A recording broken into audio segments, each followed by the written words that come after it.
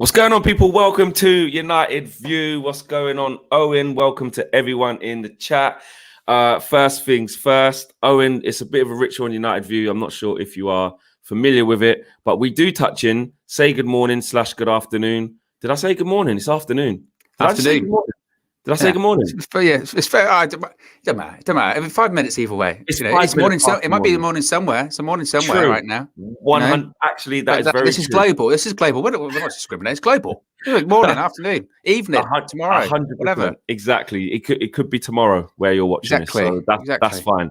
But we touch in with the weather report of where you are. So what's your weather saying real quick?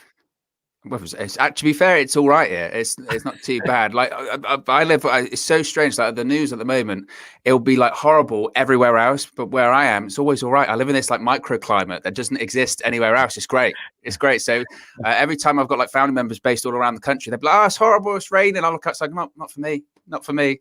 I live in like this utopia section over here where it's always nice. It's always nice. Apart from when it does properly get a storm going, then it's horrible. Stay indoors. Yeah. You probably hear it. I mean, the house starts shaking. So Owen's doing all right. You guys know what it is. I don't know why I do it. I don't know how it happened, but it did. We kind of touch him before we do any transfer news. It's like, where are you watching from and what's your weather? It's just something that we're going to keep going until it becomes boring and we don't do it anymore. So get some graphics popping up. You got to get the green screen going, weather chart. You got the pen. Might as well get a pointer. But exactly. And to be fair, cloudy Gloucester in the house. Keith. Someone just said in China, hot as hell. Says Humphrey. 25 degrees in India. Baltimore, 16 degrees. We had Zimbabwe, pretty warm. Clear sky. Because all in a curfew over there in Bangkok. Wow, didn't know that. And United Fan TV says we've been linked with Algerian midfielder. Yeah, nice one. What do you guys think? As I saw it come up. Nice one. I hope you don't read it. Nice one. With the deet as well, with the ban and then the deet. That was a nice try. And 22 degrees in Copenhagen. Anyway, let's get into the Manchester United news, man. And the fact that Fabrizio Romano has come out this morning and said that Kieran Trippier to Manchester United remains very quiet at the moment, very slow at the moment, because basically Manchester United need to find out what they're going to do with Diogo Dalot, and he needs to play the waiting game basically. Where do you stand on that? I mean, are you trying to see us get Dalot out on loan? Apparently, £4 to £5 million we want AC Milan to pay for his loan, and that's not looking like it's happening at the moment. They're trying to work out where it is, but where do you stand on it?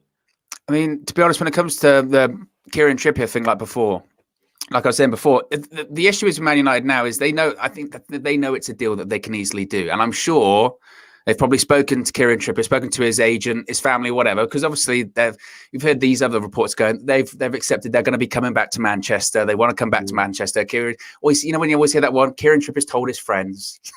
Kieran Trippier's told his friends. He's told his family he's coming back to Manchester, all that kind of stuff. I think they've probably had informal conversations maybe of like, okay, look, we do want to bring you back. We can do it, but we've just got to get our house in order first before we can bring anything in. Because, I mean, Lord knows we've got a bloated squad anyway. And not even in the sense of a bloated squad. I talked about squad depth the other day of like, oh, we've got so many options. Not that they're bad options, but they're options that aren't Man United level. I think Diogo Dalot, I think he's a good player, but we complain when we've got 4 goalkeepers at the club. So if you bring in Kieran Trippier, you're going to have those people going, we've got like 3 right backs now at the club. What's going on there? What's going on with Diogo Dalot? And at the end of the day, Man United's on the exchange. They're still responsible to shareholders. They'll be looking at going, well, you've got all these people. What's going on? You're not going to sell anyone. You're not going to get rid of anyone. Just forked out a load of money for Sancho. Just forked out some money for Varane.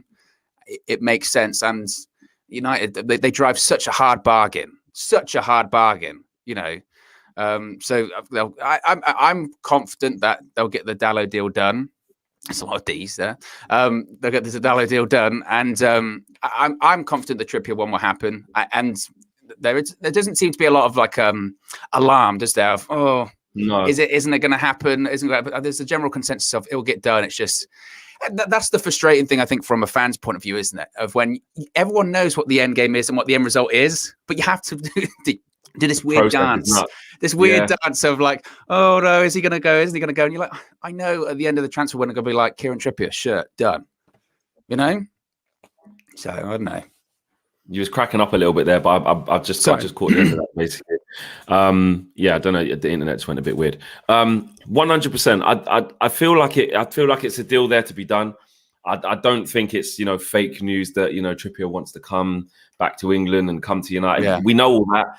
It's not fake news that what Atletico Madrid are trying to hold out for, etc. But with us stalling over what's happening with Diogo Dalot, I think that is going to long the situation out, because if they can't find a solution where he goes, it's almost like something needs to happen and it sets off the chain of reactions, right? So agree a price / fee, a loan fee with AC Milan. Dalot leaves, frees up the wages or half the wages, whatever, plus they pay his loan fee, whatever, he's sorted for another year. Then you go back to Atletico and say, okay, right, we've now got a clear space for the player who we said to you we already wanted. What are you saying? What's the price now? Talk to us again. Let's really work on this price. And then that happens. And then obviously, like you said, you go through the steps and then the transfer happens.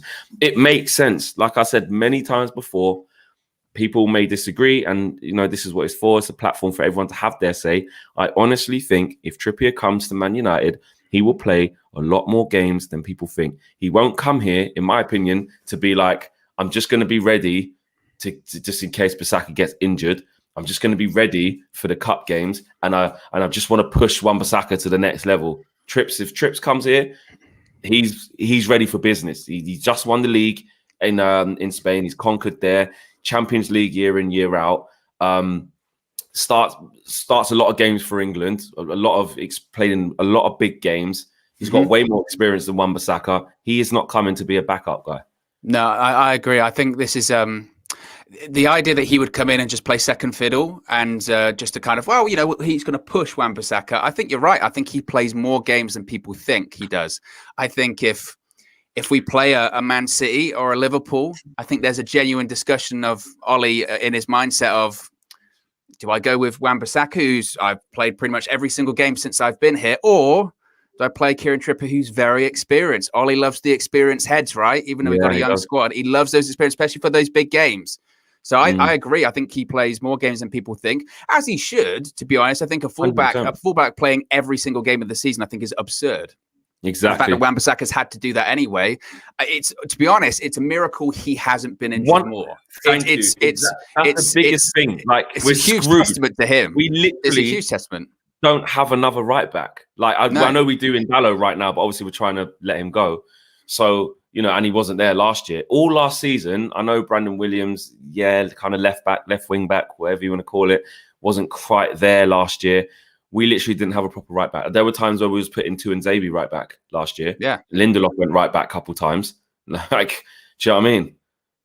I don't know, and Lindelof questionable centre back, let alone right back. So I agree. I think it's a testament to him that he hasn't been injured, Wan-Bissaka, but you can't risk that forever. I mean, that's just not going to happen, especially if we hope to go further in certain competitions this season. So Trippier will come if he comes in, play more games, way more games than people think, as he should, and I think Ollie's looking at it from a point of view as well of saying, like, Kieran Trippier, I mean, what's the price been quoted around? It's like 20 million, something like that. You're gonna probably struggle to get someone his quality, his experience for 20 million. I mean, it's 100%. Not a bad deal. Well, we want him for 20 million as well. Exactly. We want him for 20 million, but that's the problem, that they're trying to charge us way more than that, closer to 40 and 30s and stuff like that, which is too much. And the thing is, that's the problem, isn't it? That's when you get into, I mean, how old is he? 29, 30, and all that kind of stuff. You go, wow, and it's a question of, if you're willing so quickly to negotiate on that price, how much do you really want him? I mean, maybe this is like being in the Man United meetings. It so long. That's exactly what it is. But the issue is as well, Owen, like, if you actually deep it, he actually, for how good he is and what he's won and his experience and his stock, I don't know if he's in his last year, though, where that could influence it. I'm not sure. So don't quote me. I'm not sure if he's in his last year of his contract. Someone put it in the chat. But if, say, he wasn't in his last year, let's just say he's not. For an experienced right back who's just won the Liga, he's the champion of Spain. Like, he actually is about 40 million. Like, we're only saying he's not worth 40 million to us because we have a main right back who we spent 50 million on, and Trippier's 30. ish, but he can play for another 4 years. Do you know what I mean? Yeah. He can. He keeps himself in great shape.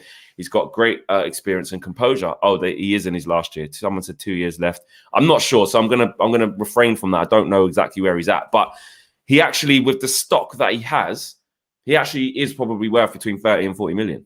Really? Yeah. If you put it on paper, like you said, like La Liga winner, he just got to the final of the Euros. Mm-hmm. Again, that's a very defensive team, so they're important. They're very important to Simeone and all that kind of stuff. Yeah. And I don't know if the English tax goes as far to Spain, but there's an English tax on players. Certainly, you get people like Ben White's 50 million. I'm saying, and all that kind of stuff. That I don't know if the Spanish Ben White's 50 million, never played Champions League in his life, never won anything in his life. Exactly. So I mean, if you're Atletico Madrid, I'm sure they would have a look around in England and say, look, well, Ben White's got a 50 million. Obviously, English players go for more. Again, league winner, played in the Champions League, had a prominent role with England. Why wouldn't we? Why wouldn't we want 40 million for him? Exactly. And again, maybe that's the point of view of United. Well, he wouldn't be our first choice right back, all that kind of stuff. And then what kind of messages you said to Trippier? He'd be like, oh, okay. Oh, right. Exactly. So you don't really kind of want me. So it's a difficult process. I agree. It's a tough one. It is. People are saying in the chat he's got 2 years left. So, like I said, that's what I mean. If he was in his last year, we're entitled to kick the door down and say, listen, mate, this guy's only got 12 months left. We'll take him for free next year, or we'll give you 20 million now. Like, we're entitled to have that conversation. But if he's got 2 years left, Atletico are entitled to say, listen, he's our starting right back. We just won the league with this guy. Like, you're not having him on cheap. And that's where we have to weigh up just how much we want to pay and what kind of squad role we're giving to him. Is Ollie going to say for a season or two, Wan-Bissaka's going to maybe fall back a little bit and I'm going to go in this direction? Who knows? But I just think with Trippier coming here, it's good for both of them. Someone said, well, let me do the super chat for Southpaw Love Sport says, big ups Flex and Owen. It's 6 a.m. For me. So you're correct. It's the morning. LOL. Okay. Basically, it's really early where you are, Southpaw. Bit of a typo there. You caught me out. But someone said that the Trippier situation would be like the keeper situation, like Henderson and De Gea. Do you see that? I was talking about this with DJ the other day. How do you see that? Respectfully, no. I would say no. Yeah. The reason why is because a keeper, it's very, not that it's absolute, but there has to be consistency in a goalkeeper. And put it this way, I've been in a situation myself as goalkeeper where you've got 2 or 3 really good goalkeepers and then you get people try and shoehorn you in. I've been in situations where it's like, oh, well, I have a keeper on, we'll switch you at half time. And I always used to say to that, don't bother playing me if you're going to do that. Not that I'm this big drama queen or anything like that. But no, I'm this big drama queen or anything like that, of the point of, I've got to play, but it's just, you can't be doing that goalkeepers. Come on. When it comes to fullbacks, there has to be rotation. Arguably, the goalkeeper is really the only position where rotation isn't exactly the best thing. I'm still old school that I'm not big on the whole cup goalkeepers and all that kind of stuff. I'm still in the position of the same keeper every single game, 50 games. I'm in the position of you pick your best team to win the game. Now, people could say, well, that's switching goalkeepers helps morale, stuff like that. That's totally true. But sometimes the difference between your first choice goalkeeper and your second choice goalkeeper, that's a big difference in quality. And that used to always frustrate me sometimes when you switch the goalkeepers around. It's a bit like, not that they're going to obviously make mistakes, but it's a bugbear of mine. Going back to the fullback thing, I think it's completely different. It's completely different. You need competition for places in that kind of position. You need rotation because, like we said before, you can't have Wan-Bissaka playing 50, 60 games a season. And because, again, fullback going up and down, does his hamstring in the first couple of weeks of the season? Exactly. Done. Who have we got then? Then you're changing system to shoehorn people in. Injury. Really lucky. Exactly. Very, very lucky. So it's different. It's different for any other part of the pitch. Depending on the system you play, the position, it's different. But especially for goalkeepers, I don't think it'll be a situation of where Ollie would want the headache of going, oh, I've got competition. Do I choose Trippier? Do I choose Wan-Bissaka? Depends on the game. Depends on the situation. The goalkeeper 100%. One, it's a genuine headache that he probably doesn't need to have. He wants to have the headache of having a fullback of it's competition there.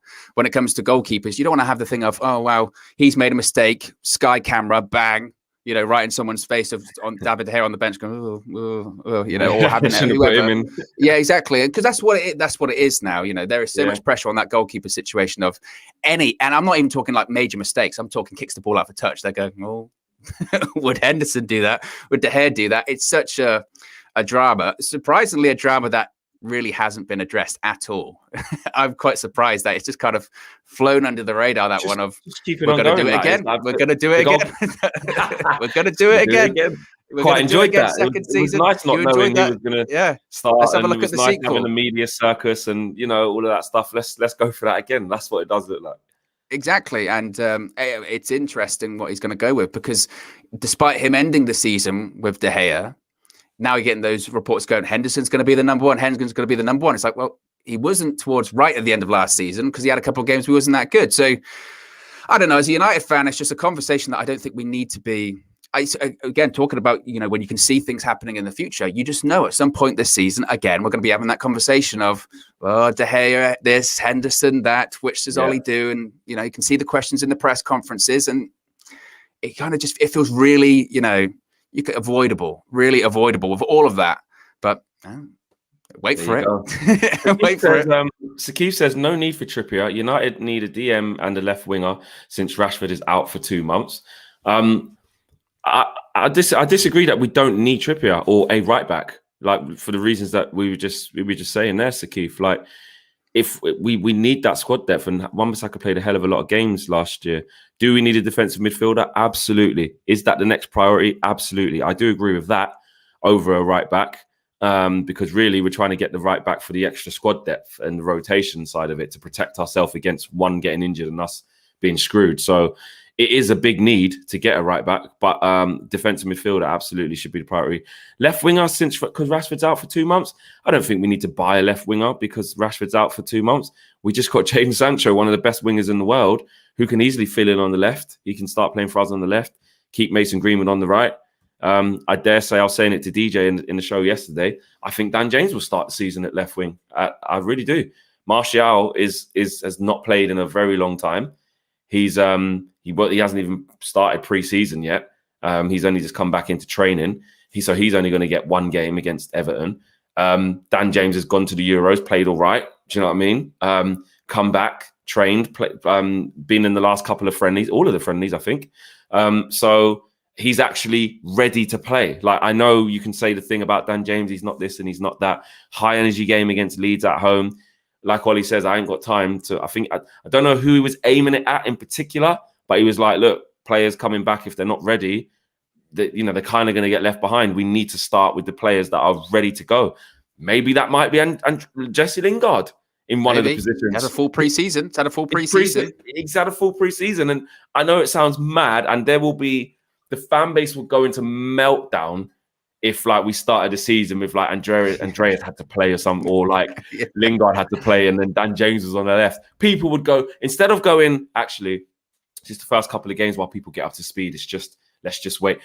It would be meltdown. Even if we won the games, it'd be meltdown. Well, I'm not really for that. You got to look at it for what it really is. Yeah, I agree. I think also as well, you have to realize first game of the season, that lineup, it's never the full strength, and it's very rarely the lineup that will end the season. I remember, was it Louis van Gaal's first game? If you go back and look at that first lineup, I think it was Swansea. It was 1-1. Yeah. They've got Tyler Blackett, Paddy McNair, a back three. Lingard got injured in that game, didn't he, for ages? No, it was against Derby, I want to say. Was it Derby? Oh, right. I remember one being Swansea at Old Trafford, and again, those first few, you look at them, the first few lineups, and I don't think that's because Van Gaal's looking, that's my best team or whatever. Sometimes pre-season, people come, it's a staggered process, and sometimes you're forced because also as well, Ollie might want to play certain players that have had no pre-season, but you've also got this huge medical department of sports scientists and physios go, no, if you put him in now, you're going to lose him for 3, 4, 5 months or whatever, because he could pull his hamstring, could do whatever, and he's just not going to play. And it's like the comment there about Rashford. I think, yes, he's going to be out 2 months or whatever, but it's Man United as well. They can be incredibly stingy. I don't think they're going to go, Rashford's out 2 months, buy someone back, 50 million. Oh, we don't need to, though. Because when Rashford comes back, then you're stuck with a player who come in to fill in. Then you got Martial to come back in. You got Sancho there. You can play. Dan James, depends what they do with him, to be fair, because then you might keep Elanga in the squad and promote him into there, maybe, if he doesn't go out on loan. So there's a lot to go on there, but I definitely don't think we need to be going into the transfer market because Rashford, because we just got Jadon Sancho. He can play across there, Exactly. Nakasinafi says, I watch this show every day from day one. Just posted my first comment, with this one being my second. I officially feel part of the family. Love the United view. Big fan of Flex, man. Thank you for the love. You are part of the family, as are all you guys in the comment section as well.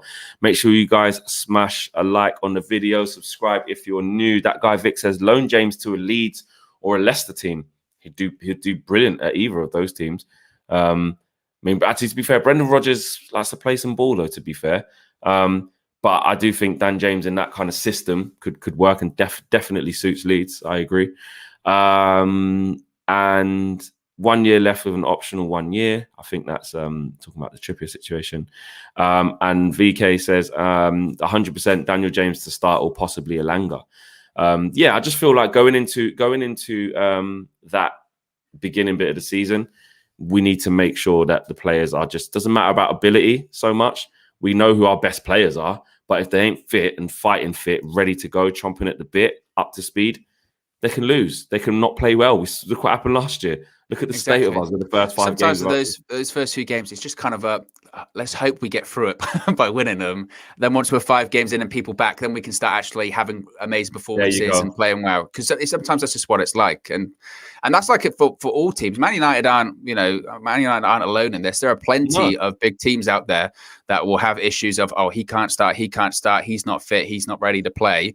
The issue is when you have other teams. This is when it goes back to squad depth. That they can have players that they go, it don't matter if, like City, they don't matter if we don't have Phil Foden or whatever to play. We can bring him in, and we can get through that. That we panic as Man United fans because, again, our squad depth isn't that great. We can't have Pogba or whoever playing. Oh my God, Andreas Pereira has to play, and then you start to panic. Then you start to panic. You go, oh my God, he has to play. yeah. It's like Ollie's going through the numbers. Going, no, he's not available. He's not available. Andreas Pereira. Oh no. Anyone else? Anyone? But Flyers. Anyone want a game? Maybe I don't know. I got a feeling. I don't know. Maybe I could be completely off. It's a little thing I've got. I just feel like the beginning of the season is going to be really interesting. I just think it will be a team we're all getting so excited of our new look team, what it could look like with this new DM. What it could look like with Jadon Sancho that side, Varane next to Maguire, all this stuff. Maybe Trippier in it right back, whatever it is. I just feel first game of the season, because it literally only is week after this.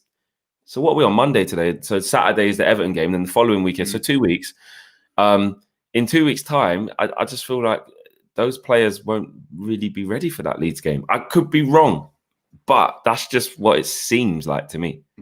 I agree. I think you're right when you say before as well that sometimes any fan base can be reactionary, and any fan base can be a bit like, what's that team lineup going to look like? I think the reaction to that first team sheet is going to be fascinating, absolutely fascinating, because there are going to be some people that are like, what is this? Then we'd be like, we bought Varane. He's on the bench. We've needed a centre back for so long, and Ollie sticks him on the bench. He's clueless. This is why he's not a proper manager. It's like, guys, just hold on a minute. He's just come. He's had 1 week of training. We're about to play Leeds. The team is more important. There's going to be another 37 Premier League games for Raphael Varane to play in. Let's just, do you know what I mean? MJ says Dan James and Lindelof will start versus Leeds.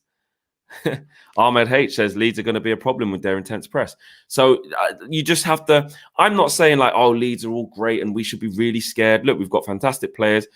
We should be confident, and we stuck one on them nicely last time, and they're going to be ready. They've said that in interviews. But just for the first game of the season, there is no denying at Old Trafford, 75,000.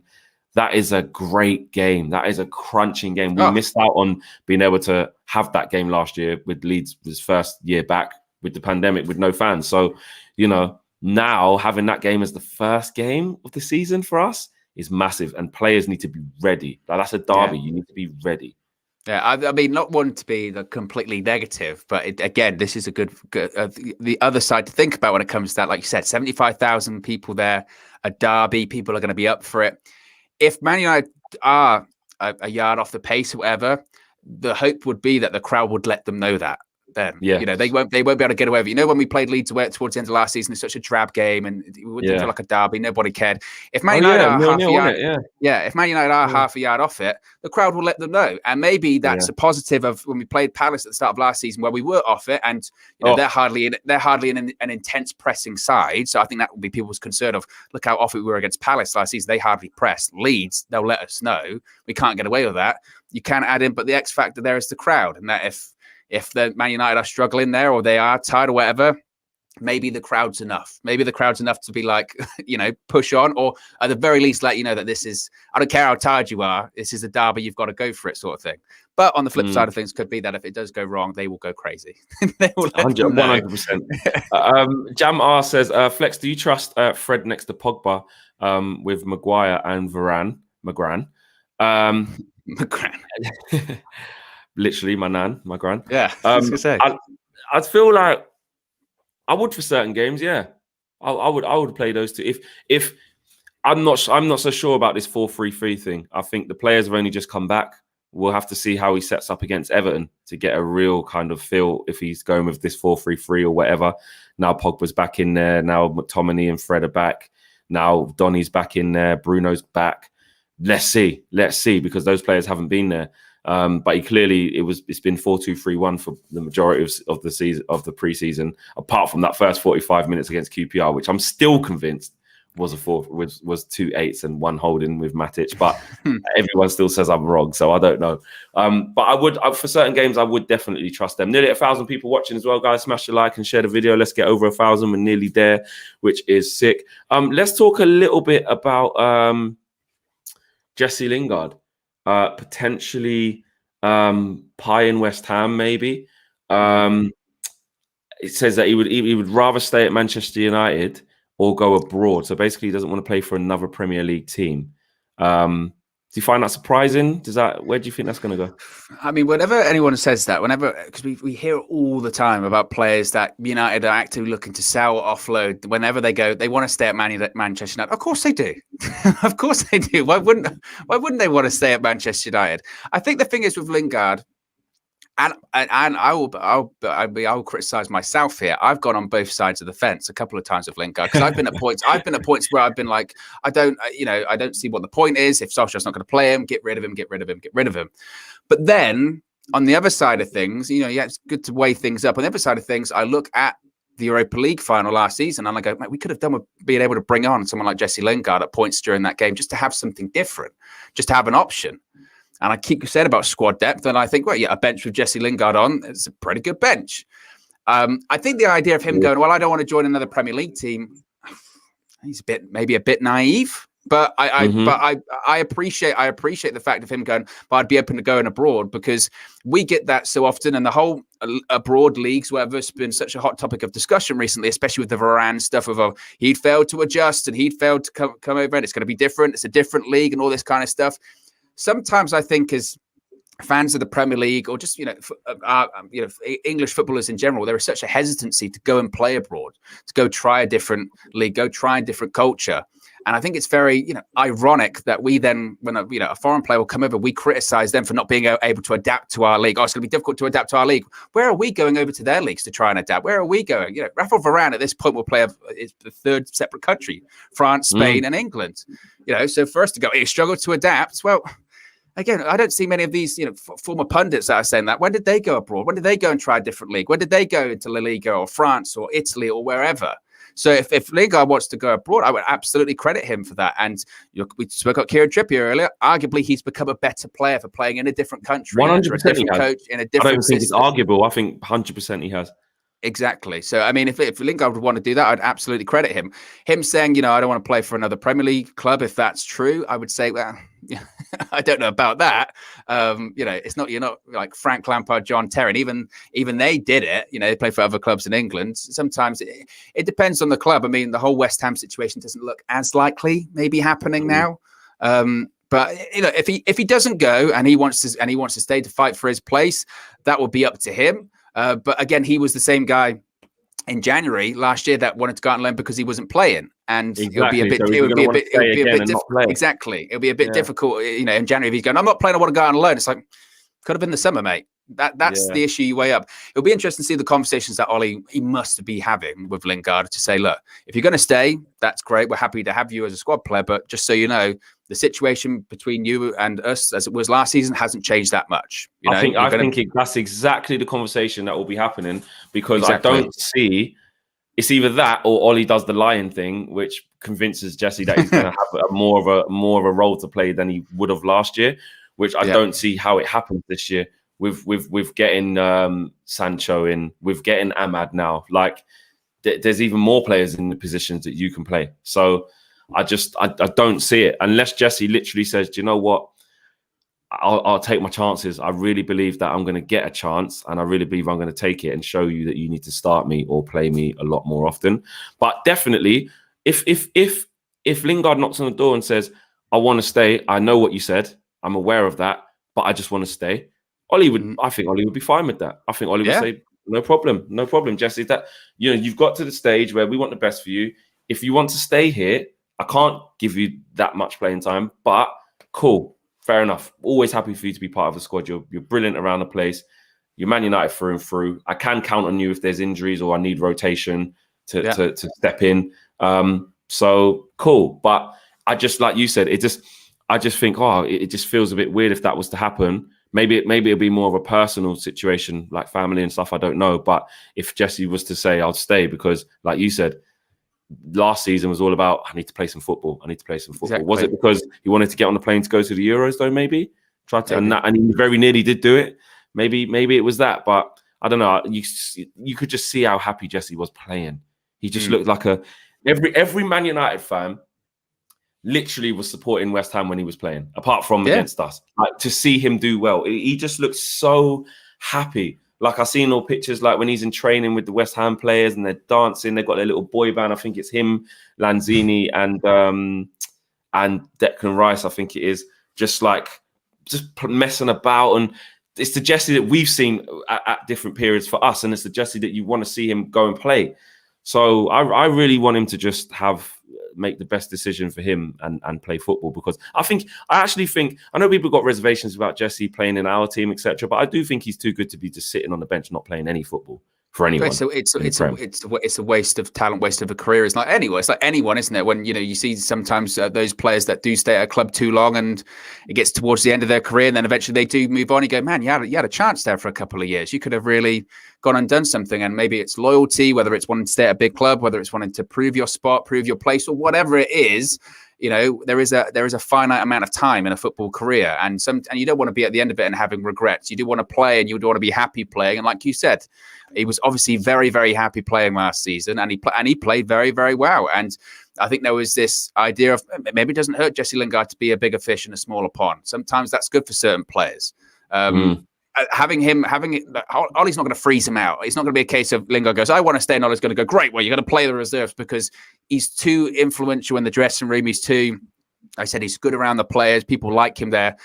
Ollie's not a bad man manager in that sense, that if he would, he's not like say a Mourinho and be like, fine, well, you're not going to play then, see you later. And then suddenly that's how dressing rooms turn. Little things that's how dressing rooms turn. That's not going to happen. But like we just said, I think the conversation would be if he says I want to stay, great, but the situation isn't a lot different to what it was last season. And then from an Ollie point of view, I think then it would be frustrating if he did then come in January again and goes, I want to play, I'm not playing. It's like, well, we had this conversation. I told you what was going to happen. Yeah, 100%. I agree. Issa Juma says, I'm a big fan of the channel all the way from China. Question for you guys. Is this the season that Ollie has to go all in with Mason or keep the rotation routine? Really good question. So hold that thought there. And Tabarez says, it's stupid to keep him and the salary. We need the money, and Lingard needs to think about his own career. He can play in the World Cup. Sunny and in Norway today as well. Thank you, Tabarez. That's an interesting point, actually, from a business point of view. Actually, that's a very interesting point. One we wasn't really talking about. From a business point of view, we need that 25 to 30 million that Jesse Lingard could bring into the club. Clear the 100K a week wages and get a defensive midfielder, along with selling, like I said, if you sell Lingard and you sell Pereira, that's your defensive midfielder. There's 50 million there, or that 45 million maybe, whatever. I'd top it up a little bit, but that's your chunk of the money with two players who weren't even here last year. Yeah, I mean, and I would think that That's where it comes down once again to Ollie, how he handles it, isn't it? If Lingard goes, I want to stay, that's when it's a conversation of, I know you want to, but we really need you to go because we need to bring other players in, and then that's when these kind of things get difficult. You think they'll force him out though? I feel like Ollie's such a good. Yeah, I think like Ollie's such a good man manager. He will go, he'll knock at a door. He say, listen, I love those boys in that dressing room. They're my boys, and you know what? I know we need to get a defensive midfielder. But you Glazers and you Matt Judge, whoever it is, all of those guys, find the money.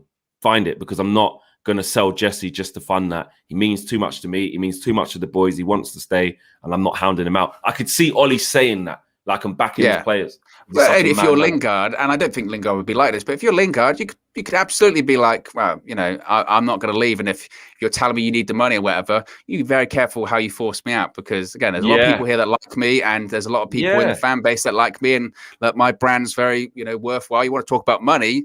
Jesse Lingard does bring a lot of money to Manchester United. That's when you start weighing up, okay, you can sell him, but the Lingard in terms of, you know, sponsorships, the brand, whatever you want to call it, that kind of business, you'll be like, I know how much I'm worth to Manchester United as well. So Jem Cole can respect that won't work. He needs to be ruthless, otherwise players will take the mick. I mean, you do hear about this other side to Solskjaer that people don't necessarily always think he has. That behind the scene he can give them a bollocking and stuff like that.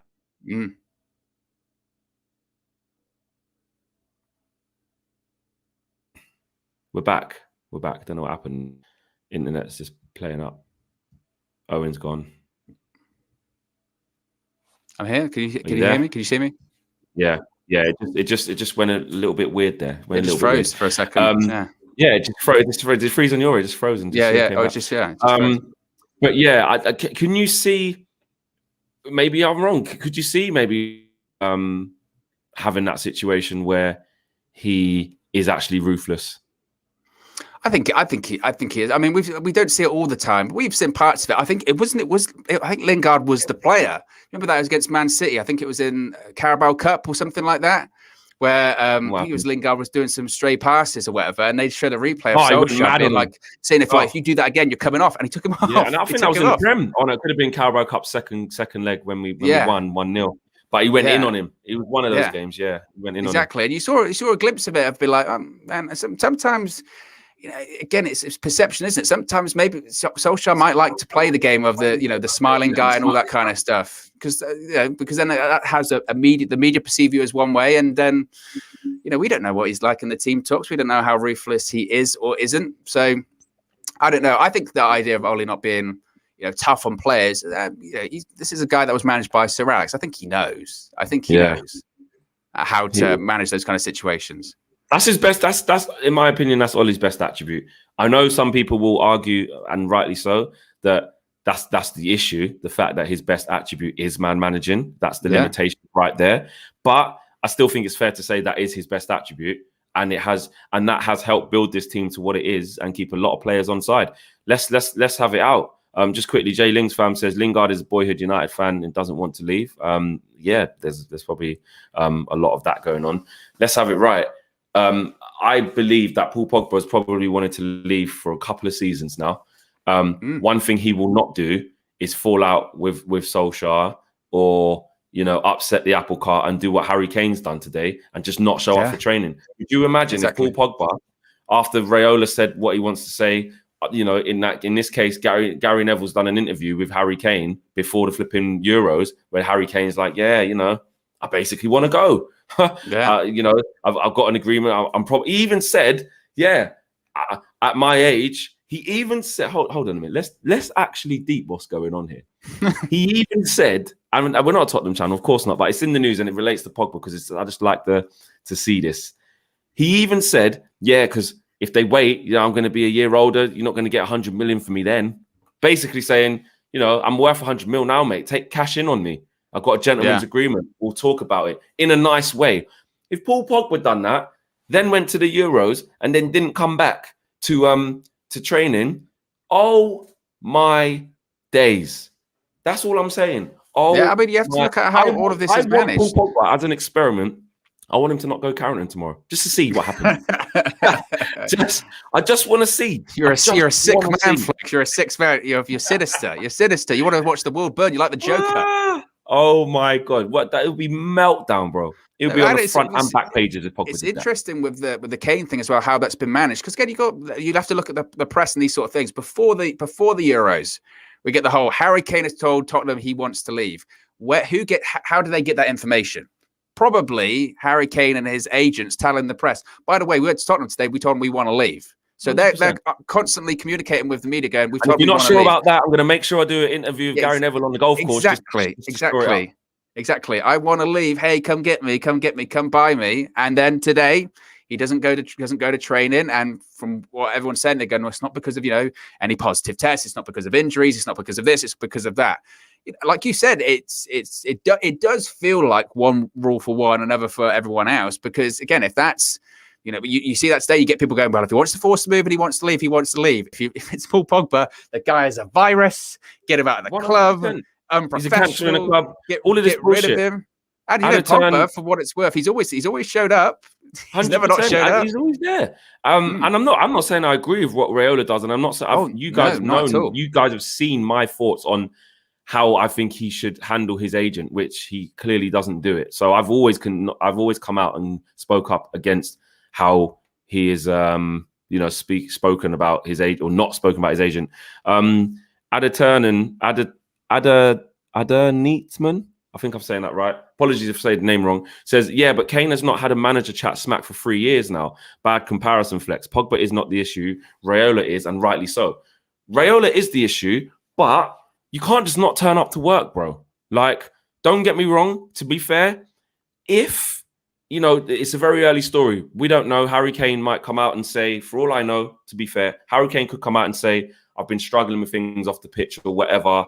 My mind wasn't right. It could be a mental health thing. We don't know. At the moment, he hasn't turned up for training. Do you know what I mean? So fair enough. But from the early stages, it looks like a football thing. Yeah. So I will stand corrected if it is not a football thing. But as it stands, he just hasn't turned up to work.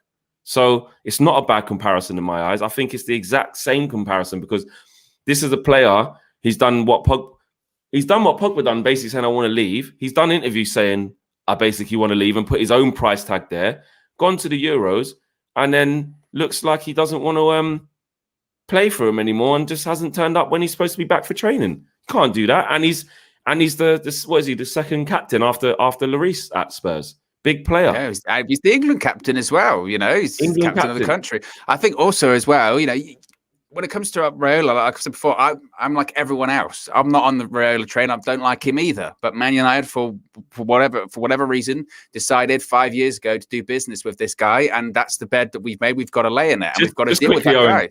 Sorry to cut you off. Rio Ferdinand just tweeted as well. Let Paul Pogba not turn up for Man United training and see how the English media and fans go mad. Exactly. Helicopters and police forces out searching his location immediately. Exactly. Hey, big up Rio. He's not wrong. He's not wrong, mate. He's not wrong. He's not wrong. It is a double standard on that situation. I don't know if that's I think it's a mixture of a Paul Pogba thing. It's a mixture of a Man United thing. I remember there was a clip, and if you can find it, guys, it'd be amazing. But it was I think it was like editor of like the Mirror or the Sun or the sport editor at the time. And he was on that Sunday supplement. This is years ago. And he said, you will never starve for writing a headline about Manchester United. Basically, his point being, if you put Manchester United on the back page, people buy the paper. If you put Manchester United on an article, people click. That's how it works. Harry Kane's story today, like you said, if it's Paul Pogba not showing up, like I said, sirens, helicopters, wanted posters. Never get away with it. Have you seen this kid? He's on, milk cartons, missing, 100%. All that kind of stuff. But the difference is it's a Manchester United and Paul Pogba thing. Fairness to Ollie, every time those speed bumps have come up, whether it's Raiola coming out before the Champions League going, Paul Pogba's not going to leave. I mean, every time he's managed it pretty well because 100%. It passes. It 100%. Passes. And then he's what I mean. He's a good manager. He manages exactly. In that same day when that shit was coming out, when Raiola was talking rubbish before the Leipzig game, Pogba didn't start. He come off the bench and scored. And at the time, I remember that vividly. Obviously, it was only last year, but we were saying, a lot of people were saying he shouldn't even be on the bench. This is bad. The day before the game, you let your agent speak. Yeah, 100%. Ollie calms it down, even says, listen, you're on the plane, you're here with us. I need you to do something. Get on. It was a scruffy goal, but he had an impact on the game. And we nearly scored right at the end as well to actually go through. and get the draw. So Ollie is a good firefighter. Yeah, and fast forward now. There's a lot of people going. There's a lot of people going. I hope he stays. So that's you can criticize Ollie for tactics, and that's justifiable. You can have whatever your reason, but you got to look at that and going, not bad. That's not bad management. I said that's good firefighting right there. That's good management of the media and the narrative. You can't argue that. This isn't a thing of like commending Paul Pogba for turning up. You're supposed to do it. No. That's not what it is. That's what I'm saying. This is not condoning Kane for not showing up and basically saying if that was Paul Pogba, the media would be going in and the fan base would absolutely terribly. I know it's not exactly the same because the guy was in the last year of his contract, it's a different country, but look how Rafa Varane handled his exit from Real Madrid. Super. He showed up at training when realistically he was there for like a day. He didn't need to show up, but he did. Showed up, said goodbye to everyone, told Real Madrid, "Nope, I'm leaving. I'm going to be going. You're going to have to sell me now. Otherwise, basically, I'm not signing a contract." And I know it's different. Kane's got more time on his contract, all that kind of stuff. But you look at a situation like that, he could have easily just gone, "Look, I'm not going to show up. I'm going to Man United anyway. Why bother coming into training? Because I'm going to leave." But he didn't. And he got the tour. He got people going, "Right, see you later. Thanks, all that kind of stuff." And people will see that. They'll go, "What a class act." Couple of likes on Twitter, a couple of likes on Instagram, but it's not as salacious. It's not as amazing as, Harry Kane, where is it?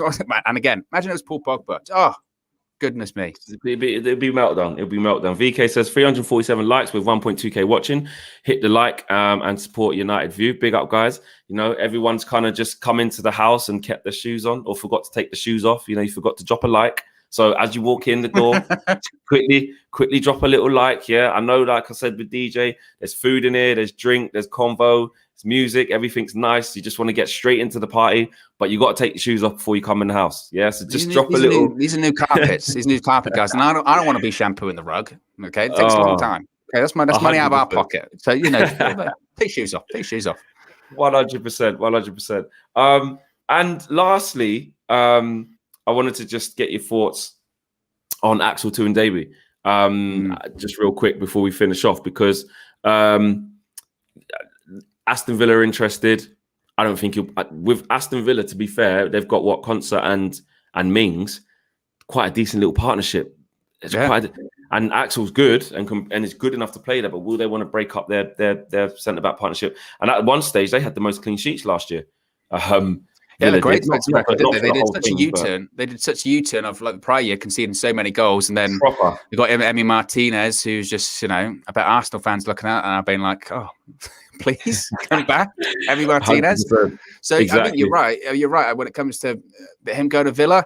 I mean, it's the comparisons there because he was there before, obviously, and there's no doubt he needs to go out on loan. We spoke about this on the show a couple of days ago that he's not going to play this season. If he didn't play last season, and you just had pretty much Maguire, Lindelof, Bay whenever he's fit, and then Tuanzebe. And it was justifiable if he did have these injuries or he did have this sort of residual stuff from his injuries in the past, but he didn't. Every time Ollie was asked about why doesn't he play? Well, I don't want to break up Maguire and Lindelof, all that kind of stuff. Now you get him Varane and obviously the day Phil Jones come back, he goes straight into the team, Phil Jones, obviously, because he has to. I mean, come on. That's like Messi. That's like Messi, So he's got to go out on loan. Whether it's Villa or not, I don't know. I don't know if I necessarily see that. I think it's just a case of Villa at the moment because Grealish is seemingly going. When someone gets that just like war chest of money, suddenly they're linked with everyone. You're getting in him. You're getting in him. He'll come back. I don't know if he'll necessarily go to Villa, but I would hope he goes to a Premier League club because that's what he needs now. I still think eventually he's got a place at Man United. I do. I think he's a good player, but. Never going to get a chance. No, not now. Not at the moment. Not the way the squad's building. Nicholas says, just on our midfield, Bruno made it happen for United with Fletcher and Herrera. Oh, McFred behind him. All right, okay. Why does Pogba have to have better players to do well? Pogba, basically saying it's an excuse that he needs to have a Kante next to him because Bruno's come in and done amazingly well. There was a period where Pogba was doing superbly well when we played a 4-3-3 and he was the best player doing everything. Bruno, I feel like has a better team to come into than what Pogba did, and some of the teams that Pogba's played in.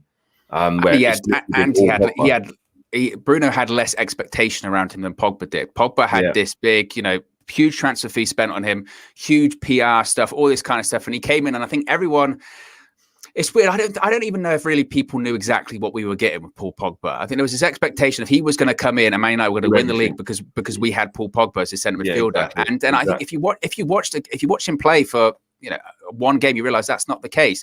And people go, you got to build teams around him, you got to have players around him. That is Paul. When Paul Pogba's on, he's unplayable. The biggest issue of him is that he's not always on, and that's why you need players around him, because in those games you can't afford to have Pogba's. He's like a luxury. He's a luxury player, but the biggest issue always has been for him is consistency. But when he's on, the games last season, he plays in fits and spurts. He will have 5 games where he is literally unplayable, and you watch him, you go, oh my goodness, he can play in any team in the world. He's unbelievable. Then he will have another 5 games where he's on the pitch, but he's barely playing. I think when it comes to Bruno, no one really knew expectation that Bruno was going to be as good as he was. I think people were just happy to get Bruno Fernandes, So I think it's a different comparison to make, I think, when it comes to Bruno and Pogba. No, fair point. And lastly, Brandon Williams looking to secure a loan out of Manchester United, and apparently Norwich are in pole position now, not Southampton, because they don't want to pay what we're asking for the loan. And MEN Samuel Luckhurst was reporting as well about half an hour ago that Brandon Williams still wants to leave on loan, regardless of the bearing in mind that there's an injury to Alex Tellers as well. It's still his intention to go and play regular football. He needs regular football. I don't think he's good enough yet and experienced enough yet to have the whole not really playing, then come in, play a big game. And he just needs that confidence now. He needs to go and play. He needs to go and play week in, week out, and then see where he's at in 12 months, I think. Yeah, I think him as well. It was almost a strange case for him because he came in and played so well so quickly with Brandon Williams. Almost a little bit like people went, oh man, this guy's he's great, because he said he had like 5 games for United that were quality, and then I think that kind of leveled out, and you sort of realize where he's at now, and who knows what his potential could be like in the future. He's a really young guy, but even like on both sides of the pitch, even on the left-hand side, yes, Tellers might be injured, but you've got Tellers, Shaw. Right-hand side, if it is Wan-Bissaka and DALOT, or it's Wan-Bissaka and Trippier, which I think it would be, where does he fit in there? We mentioned earlier about players, it's squad depth's one thing, but he just isn't going to play. He just isn't going to play. And a season on loan somewhere else would be a massive benefit for him. The only issue that Man United have done for themselves there is they've given him a contract for wages that maybe don't justify his ability right now. And when you're trying to put him out to another club, and you go, okay, do you want to take him on loan? They go, we'll take him, but we're not paying those wages because I think he's on like 70-something grand a week. 70. Exactly. Who is his agent? Seriously, because if you are his agent, give me a call. Work out the contracts for me, because oh my word, 70 grand a week. Oh my God, it's amazing. Yeah. It is, and that's after like half a breakthrough season when Luke Shaw got injured. He came through and done really well, and then last season he struggled. Mark Paredes says everyone says Pogba is world class on his day. You could count on one hand his world class games in 5 years. A ruthless club would sell. Mark with a ruthless super chat there. Is he right? Is Mark right? I would disagree. I don't think a ruthless club would sell, because I think any club in the world would have Paul Pogba. Which goes to I mean, if Paul Pogba was at any club in the Premier League now, whether it's City, Liverpool, Chelsea, they would be doing the same thing. I really don't think they'd be going, we'll sell him, unless a lot of big clubs like this, wherever they are, unless the player rather explicitly says to him, like Varane, I'm leaving. I mean, it's the last year of my contract. I'm leaving. I'm going. Then they'll sell because they realize, okay, we've got to make some money. I don't think Pogba said that to Man United yet. So there is a genuine feeling of, let's see, let's give it 6 months, let's give it 12 months, and maybe we can win him back. I think every club would be saying that, and I don't think a ruthless club would sell, or these ruthless clubs would sell Paul Pogba. I mean, what clubs would be doing that? Because every club in the world would want him. At the end of the day, if you offer him to any top team, PSG, that's why he's linked with all of these top teams, whether it's PSG, Barca, Real Madrid, because they all want him. They would all want him in their team. Because he's that good. Yeah, he said because he's that good. Yeah, he was excellent in the Euros as well. He was excellent in the Euros. Guys, thanks very much for watching. Great show as usual with Owen chopping up here on United View. Plenty more of these kind of things to come. Hopefully, the quest for the central midfielder, defensive midfielder, right back, etc., intensifies in the next week. The players are back today, though. First team. Oh, that was another topic we was going to do. First team players are back today. Actually, I forgot. But just as a kind of outro, good to see them all back, and now it's about getting them ready. Now let's go. We ain't got time to waste. Yeah, absolutely. Time to be back. Time to get going, and time obviously for Andreas Pereira to start against Leeds. We shall see. I wouldn't put it past him playing in the first game. You know what I mean? You never know.